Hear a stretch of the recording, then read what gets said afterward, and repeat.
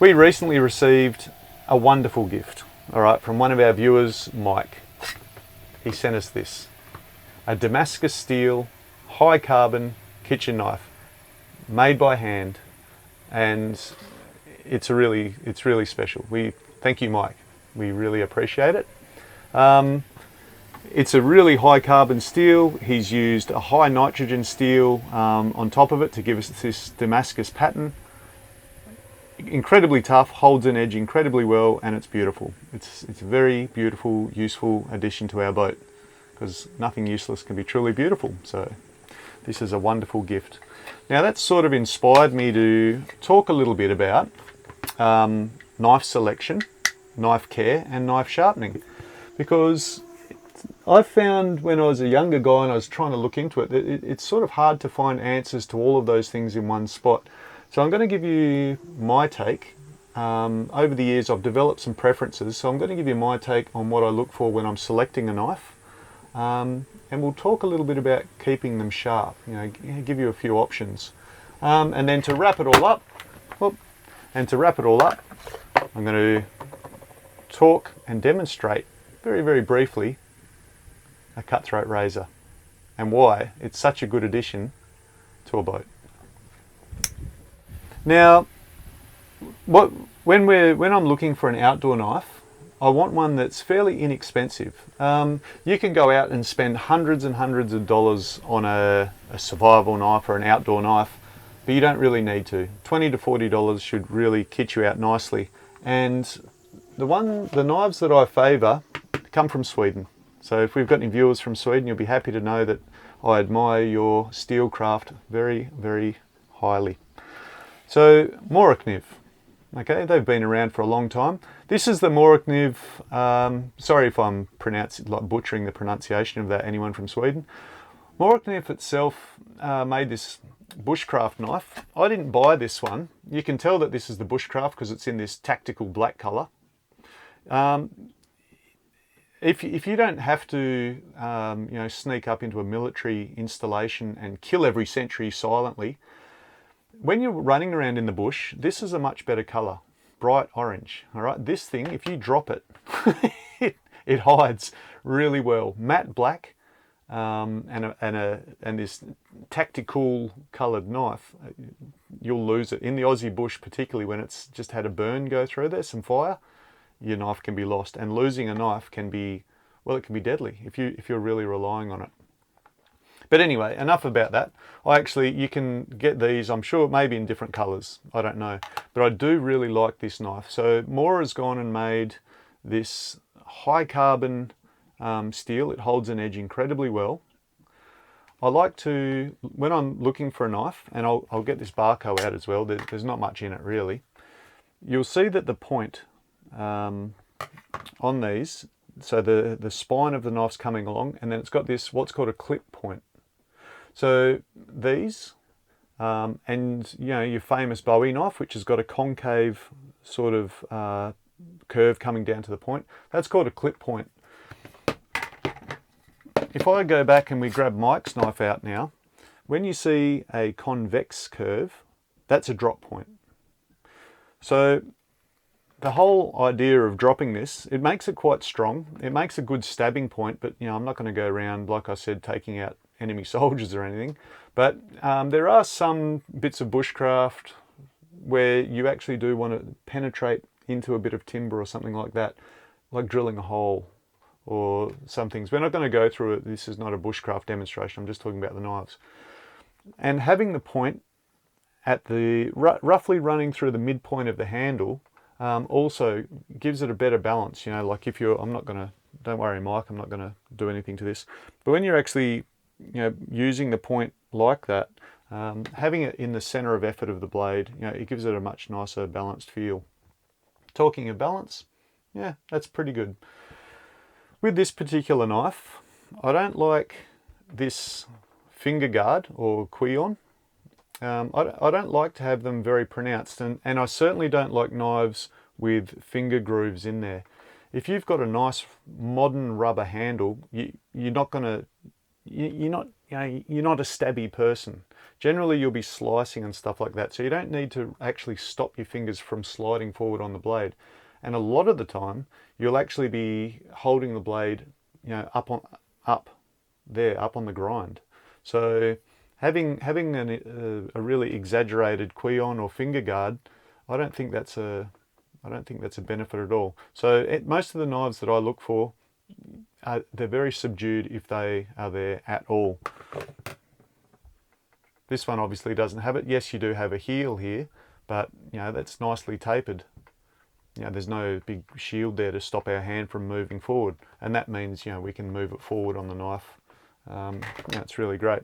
So this Barco, you can see that the finger guard here, the quillon, and even the rear quillon there, there's nothing much to it. And so you can move your hand up and down the knife depending on, do you want more power or do you want to do a little bit of fine work with the tip. So a clip point, not too much of a finger guard. What else do I like? I like this Bushcraft one. You can see that the spine is incredibly sturdy. All right, there's a couple of mil of steel in there. If you're going to want to strike fire from like a Swedish match or something like that, you know, those fire rods, you're going to need carbon steel. Stainless steel won't work. So that's why the Bushcraft, that's another reason why you would have carbon steel. And in fact, the only reason you'd want stainless steel is resistance to corrosion. I use this, it's always clipped to me when I go for a dive or when we're walking around getting oysters and things like this. Now, with regards, I spoke about keeping knives sharp, and this is an important point. I like a Scandi grind. And what that means is, this is the knife flat is, you know, fairly straightforward, and then it just goes bam, straight into a really simple flat, well, 12.5 degree, or 12.25 degree, I think, bevel. I don't like to call it a bevel. I like to call the edges of knives grinds. A bevel usually denotes a flat, you know, a flat slope, which in this instance it is, but you can have convex grinds, you can have concave grinds, you can have all sorts. So I generally refer to it as a grind. Now, that's just being a bit of a knife spurg, I guess, so don't worry too much about that. But having a Scandi grind means that these are very, very easy to sharpen, and we'll move on to that in a second, and I'll show you that. Now, with this Bushcraft knife, if I did have a complaint, the actual bit on the end here, rather than being reinforced metal, so you can actually whack on the back of it, it's plastic. So I think you would damage that fairly quickly. If anyone that's got more familiarity and use of these, if they have actually bashed into that with a log and it stands up to it, feel free to write in. It's a hidden tang knife around the rubber, but really, really sturdy. So Mike's knife is of course a full tang. You can see the steel here through the handle and here. So the handle is just two parts riveted on, and that makes for a very, very strong knife. So if you're going to get a bush knife, you don't want you don't want to unscrew the handle and there's a little compass and there's matches and fishing line in there. You don't, all right? You just want solid, hard steel. And when you're out in the wilderness, this thing will look after you. The other, I'll just put everything away, but it's just because it's a lot safer. Wind generator's kicking off again. The other knife that I carry around in remote areas is this parang. Now I particularly love this, and a lot of people have seen it on our episodes and they particularly like it too. This was made in a village in Malaysia. They're not commercially available. I can't tell you where to go and get them. You're going to have to sort of work that out for yourself. But this was made out of an old Leyland truck spring. So this thing is tough. It was, you've got two ways of making an edge, and you can either forge it, heat it up and bash it, or you can grind it away. And this was forged, okay, this was heated up and bashed and then ground to an edge. And it's got a few unique features. It's almost like a tomahawk, all right, for tropical areas. So the handle itself is made out of a hardwood, and it's got this curve in it, and it fits beautifully, just right there in your hand, and your fingers can tuck in there. And when you're using it, you sort of, like a squash swing, there's a lot of wrist in it. The sharpened bit is only here. All right, this bit here, it's a little bit sharpened, but it runs very, very blunt very, very quickly, and that's deliberate. The reason being is you're doing, you know, like big swings and stuff. If you've got to hack your way through a bunch of bamboo or whatever, you're holding it down here. But if you want to use this for fine work, rather than carrying a whole bunch of knives, the villages of Malaysia that make these things, and don't forget they build their houses, tend their crops, little kids are running around with these everywhere. So when they want to do fine work, you actually grab the steel, get this on your forearm, and you know you can do work with it like that, because this is kept sharp. You know, this is not like an axe or something that's got a 45-degree bevel on it. This is a sharp bit of hardware. So, you know, fine work, nice and close, and you can get a nice bit of leverage on there. But look, all this stuff just magically appeared. So I've got a little bit of sewing machine oil in this bottle, and in this container, and I have it in a container just to avoid mess so that my relationship with Pascal proceeds smoothly. I've got a pretty common old, just 2 grit, you know, or 2 grade stone. This is an oil stone. I also have a water stone, and we'll be dealing with that in a little bit. And it sort of lives in this pretty nasty old cloth, actually. So with these stones, you don't, I mean, these are cheap enough. The water stone that I'm going to be talking about a little bit later is quite a bit more expensive. These ones, you can get oil stones from just about any old hardware store, and you need to sort of get your head around using one of these. Luckily, it's not hard. Okay, so I'll show you why, for a beginner, a Scandi ground knife is just such a good thing to start with a knife.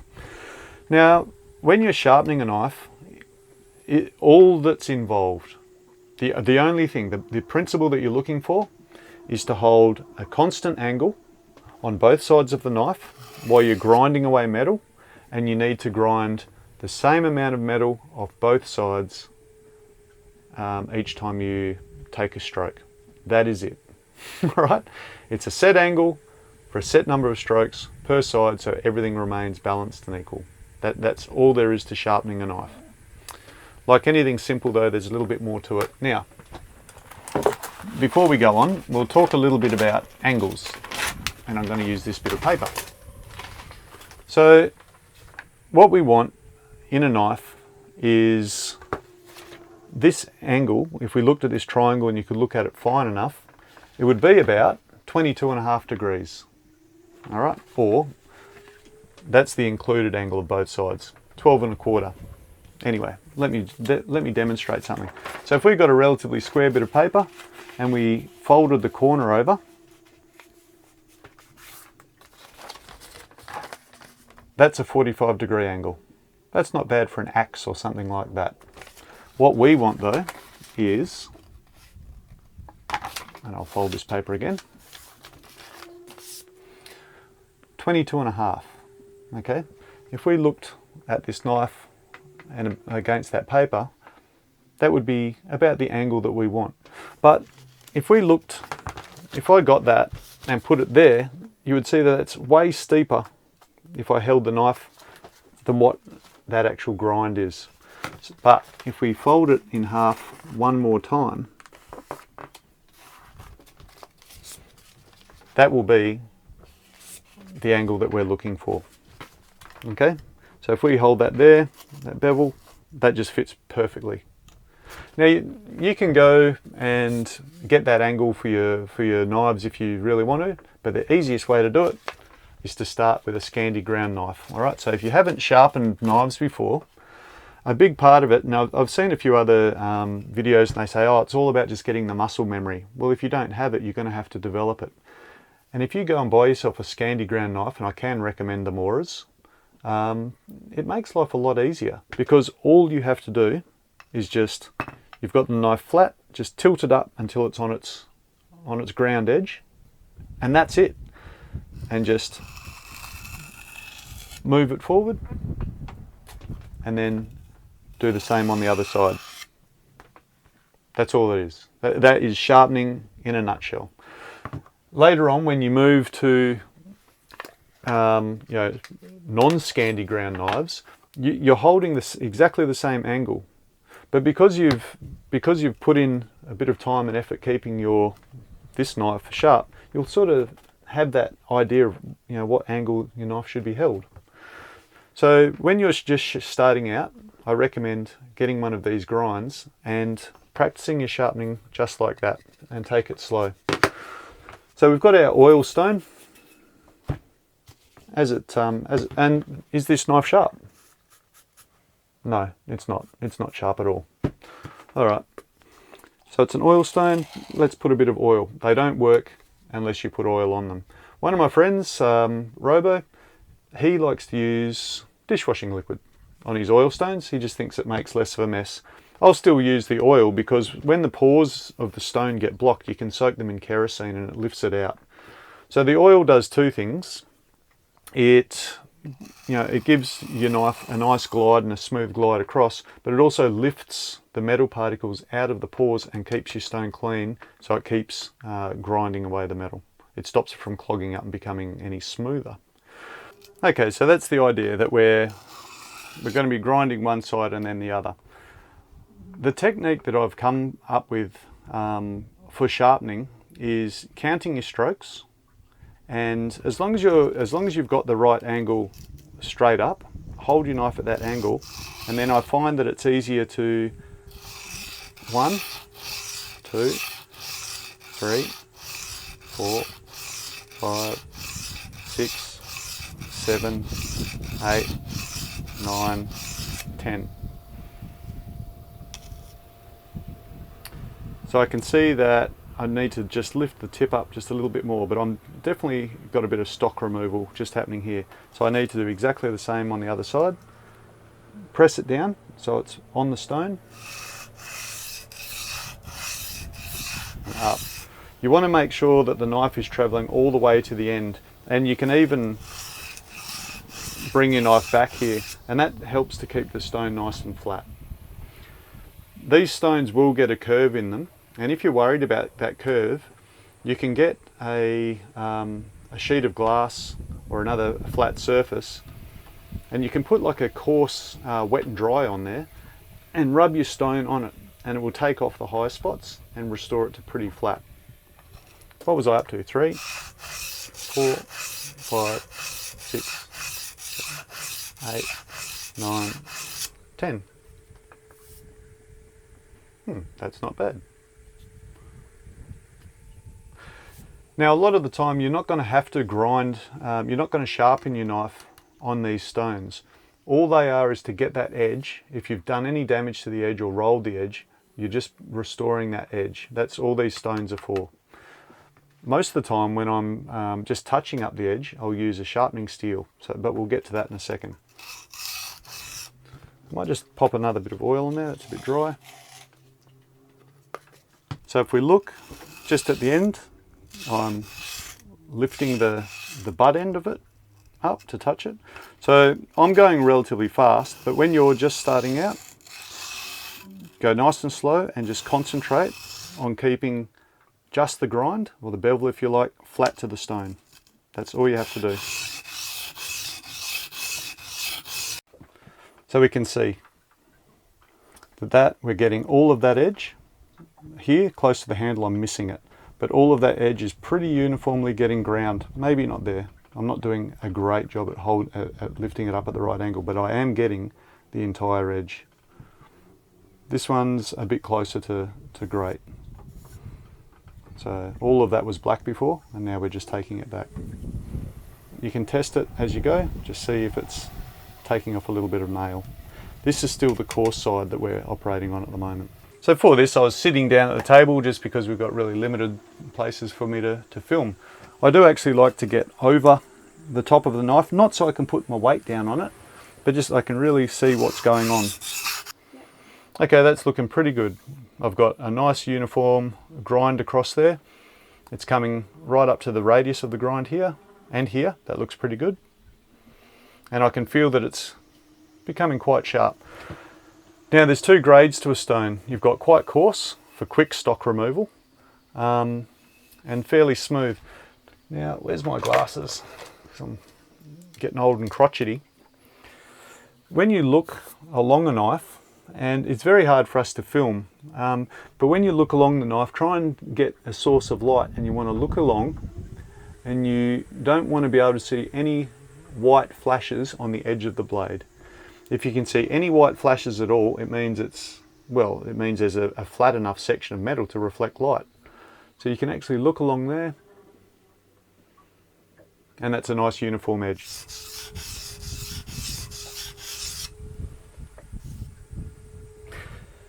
Now, this stuff that comes off your stone is really, really great for cleaning up, well, any sort of corrosion on your blades, because it's got a bit of abrasive in it. Okay, it's got a little bit of the stone, the oil, a little bit of metal in there. So as we've gone down that finer grade, it's getting a lot sharper. The coarser grade has left more grooves in there, but as you go finer, and you can go finer still, it's starting to get to the point where you're polishing the blade. I've seen some people, they sharpen by dragging the edge away from the stone. You can do it, but it tends to leave a little wire edge of ground metal. This does to some degree as well, but when you strop it on leather, it gets rid of it. But I've found the best way to sharpen it is to drag the edge down. You are dragging it up to some degree, but most of the pressure is when the blade, the cutting edge is going down against the steel like that. So any metal that you're removing is dragged that way. If you drag it up a stone, it leaves a lip of metal behind. And that lip of metal, if you go to cut with it, at first it might seem a bit sharp, but it's quite thin and it can fold, go back and forward, and when it snaps off, it actually leaves a flat bit of metal. It's quite blunt. If you don't want to go and buy a stone, you can go and get various grits of wet and dry, glue them to a flat block of wood, and that's a really economical and very flat sharpening stone. And as those wet and dries become more and more smooth and worn out, you can actually put them aside, and later on they become really, really good strops. Honing a knife is what it's called. Once it's sharpened like this or ground, honing is just polishing that blade edge and getting that edge even finer and finer and finer and sharper. Because a sharp knife, all that's happening is, what you're doing is making the finest possible edge, so all of the forces are concentrated on the smallest possible surface area. And of course, you can either push like that or you can push like that, and you'll know which one feels greater. The smallest possible edge you can get is the sharpest possible knife you can get. It's still a little bit off sharpening, off shaving sharp. Now, you can go down and get finer and finer grades of stone and get it sharper and sharper like that. But what I've found a quicker way to do is to go and get a sharpening steel. And like I said, the stuff that comes off here is really great for sharpening those.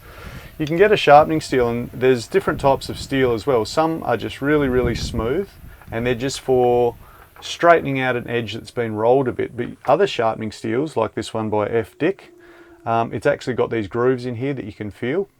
This is actually two grades. This one, it's got quite coarse grooves, and this one, it's quite smooth. And so we can see that our Scandi ground knife is also really good for learning how to use a sharpening steel. And a sharpening steel is something that is very, very, if you're going to take sharpening seriously, you really want to be able to use a sharpening steel. Just because whenever you're cutting, if you've ever gone into a butcher shop, you'll often see them, they'll just quickly hit it up. You can maintain an edge with a steel really, really well, and you only need to actually break out the oil stone.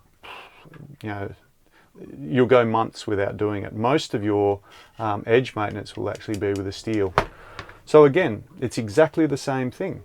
Just make sure that grind is on there and just maintain that angle as you go down. Again, I've seen some people dragging on a sharpening steel, but it's my take on things that it works better trying to sort of cut an edge off it.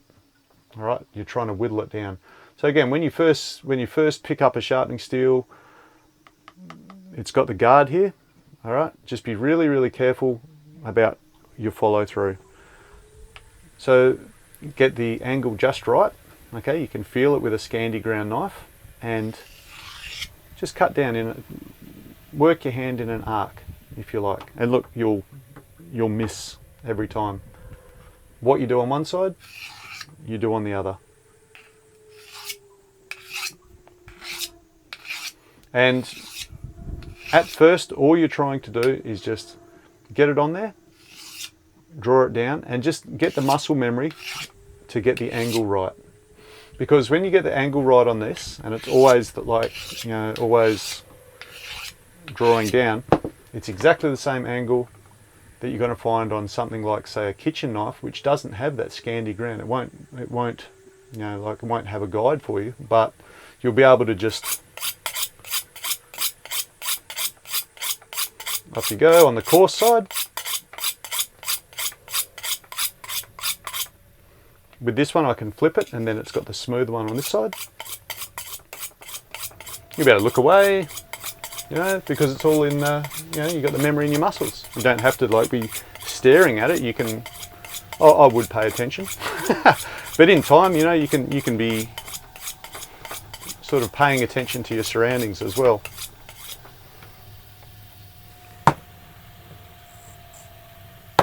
Yeah, that's pretty sharp. Okay, so we can see, obviously my job on the boat is to keep things sharp, so Pascal will be really happy that our kitchen knife is shaving sharp.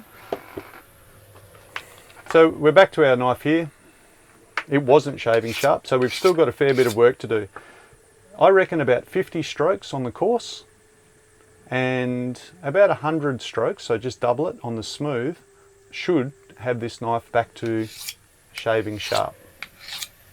Yeah, so up here you've got a thinner part of the steel, and that's if you don't think you're getting the angle just right on the tip, you can give that a bit of extra special care there. You might find that you've got better control down here. Again, just feel the bevel and go with it. So don't worry about speed so much as just making sure that that bevel contacts just perfectly on there, and just feel it. Okay, and you don't want to put a lot of pressure. So it's not just the weight of the knife. Some people, oh, you just put the weight of the knife. You'll be there for a long time. Just firm. How firm would it be? Probably,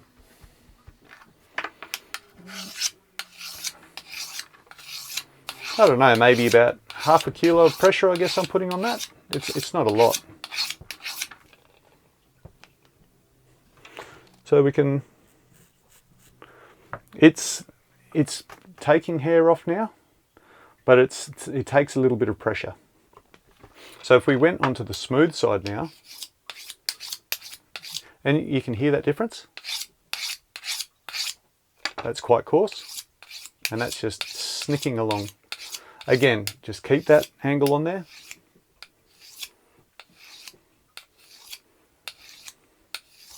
And eventually you'll get a sharp knife. When I'm using a steel, I'll count only on one side. 1, do the other. 2, 3, 4. Okay, rather than 1, 1, 2, 2, 3, 3. You'll get confused. So 1, 2, 3, 4, 5, 6.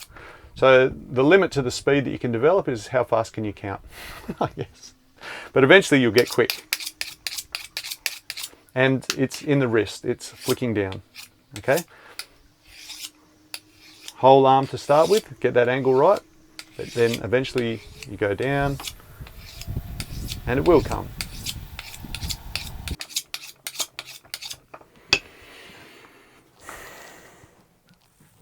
Okay, so that took that hair off really, really easily then. There was hardly any pressure. I'm going to, for the interest of this video, I'm going to end up with one shaved arm and look kind of silly. So I'll stop doing it now. Alright, so the knife's nice and sharp. It's probably about as sharp as you would need just for generally running around. If you want that edge to last even longer, it helps to strop it on leather. Now I have this leather band on this frame, and by twisting the handle I can tension it. The only reason I've got this is because when I do shave, I shave with a cutthroat razor, and I like to put a compound on here which is quite a low grit, and a different one on here which is a higher grit, and I use it to strop it. But look, for a knife, if you're not going to put any compound on, any belt, all right, with a rough side and no stitches standing proud, you can use to strop your knife. And that's a great reason to go and get a real belt, okay? Not vinyl, not some synthetic nasty thing, good stiff leather. Sorry vegans, you need to find another option. So you can, anything with a nice big buckle, you can find anything, all right, anything at all to secure that onto. And you grab your knife, and now this time you do drag it. When you've got your nice knife, your nice belt, if you go like that, you'll cut into it, all right, and you'll ruin it. So if we did 100 strokes on the steel, you're probably going to need about 100 strokes on the strop to get it really great, but you'll notice a difference just even with 50. So, and you don't have to worry so much with the angle. You can go a little bit higher because a strop is flexible. It will conform to that edge and it will polish it. Okay, and just one more thing is when you're sharpening this, like I said, you'll often leave like a very fine, what's called a wire edge, a fine little bit of metal, much, much finer than foil. And it can bend either way and crack off. When you're stropping a knife, that actually gets rid of that. And it just leaves a perfect edge at the angle that you've ground it to. Really sharp, but it also helps that sharp edge last a lot longer.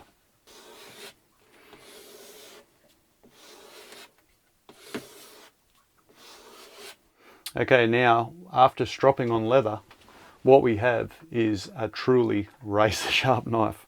And if you don't want to go shaving your arm hairs, and shaving your arm hairs is probably about the ultimate test to have you sharpen your knife, but you can also just run it on your fingernail. If you can't move it down there, if it grabs, that's a sharp knife. We're going to talk straight edge razors. Now, to keep a straight edge razor nice and sharp, I don't want to use something coarse like that oil stone. What I do have is a water stone. Now this has been dry for some time because obviously I haven't shaved in a while. So I've just been soaking this in water just for the last 15 minutes. But water stones, especially made not to be used with oil, but to be used with water. So this is the coarse side, and this is the smooth side. I think it's the equivalent of something like a 5000 grit wet and dry paper. So this is, it feels smooth. This feels just like as rough as paper does. Now, a straight edge razor, you might think, well, they'd be really tough to keep sharp, but they're not. They're specially made so that the spine, the thickness of the spine, and the distance from the back of it to the actual edge itself, it's just made so you can lay it straight on the stone like that, okay, and it automatically gets you the right angle, and all you have to do is draw it down. All you've got to do is keep the spine on the stone and the blade, and off you go. As you sharpen it and the blade gets less, that spine will also get a little bit narrower. Now, I've had this straight edge razor for 8 years, near on a decade. It's actually starting to look more and more wonderful as it corrodes, actually. It's a nice piece of work. But to sharpen it up, all I need to do is make sure that my stone is nice and wet, have it on there, and again, exactly like the knife, whatever I do on one side, I do to the other. Now, with a knife, I was running up and down to sharpen it. A straight edge razor, it's very, very fine edge. It doesn't, you don't have much stock removal, so it's fine just to do this. All right, so what we're looking at with a straight edge razor, there's a couple of $100 worth of investment here, but like I said, I've had this razor for nearly a decade and I've thrown no plastic or no disposable blades into landfill. All right, you know, every now and then someone will lecture you about saving the planet. You tell them to go and get a straight razor and shave with that, put their money where their mouth is, because this is a very save the planet way to go and shave yourself, and it makes you feel a bit more manly. Some people ask, how do I get a girl like Pascal? Well, the first step is to start shaving with a real raw blade.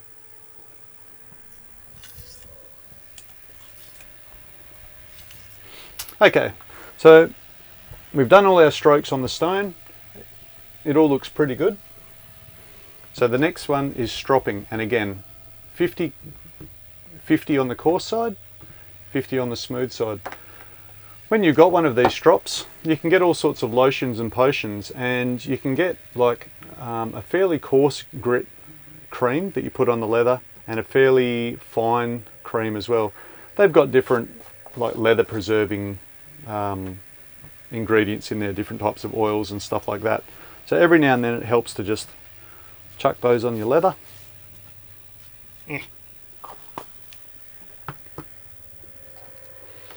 And then this is the real work of maintaining your blade.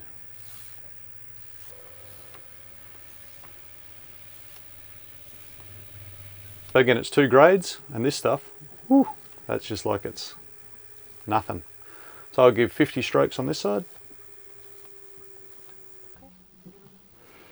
All right, well there we go. We've stoned it, we've stropped it, so that's nice and sharp and ready to go.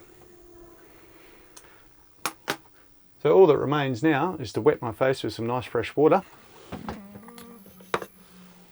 get my badger hairbrush and my shaving soap, and we'll see if we can't get rid of some of this mess, and I'll look 20 years younger. If you were tempted to get rid of this with any other razor, like a safety razor or something like that,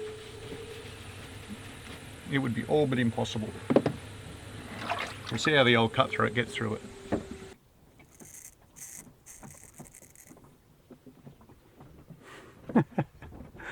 Oh, look at this stuff.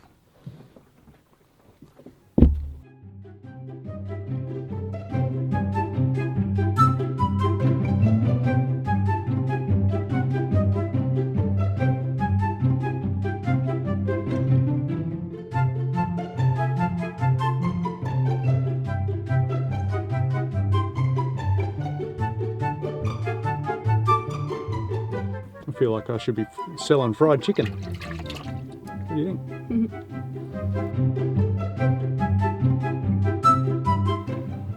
Okay, so I hope you've enjoyed our free range edition of Cold Hard Steel. Okay, let me just finish off by saying, if you've ever wondered the correct way to hand a blade to someone, it's to hold it on the spine with the sharp edge down, and actually just extend the handle to them. It might be easier if we grab Mike's knife, and I can demonstrate that. So you grab the spine like that, it's down, and you hand it over to them. When they grab it, like that, and just take it away. There's no chance of anyone being cut. It's the safest way to do it. So there we go, a knowledge-packed episode. You might have noticed that I'm wearing a new free-range sailing t-shirt. If you're watching this before the 9th of November, you can still go click on the link and it'll take you there to go and buy a shirt. If you're watching it after the 9th of November, you can't buy a shirt anymore. The offer's all over. It's only for a limited time. But anyway, I hope you really enjoyed it and learnt a thing or two.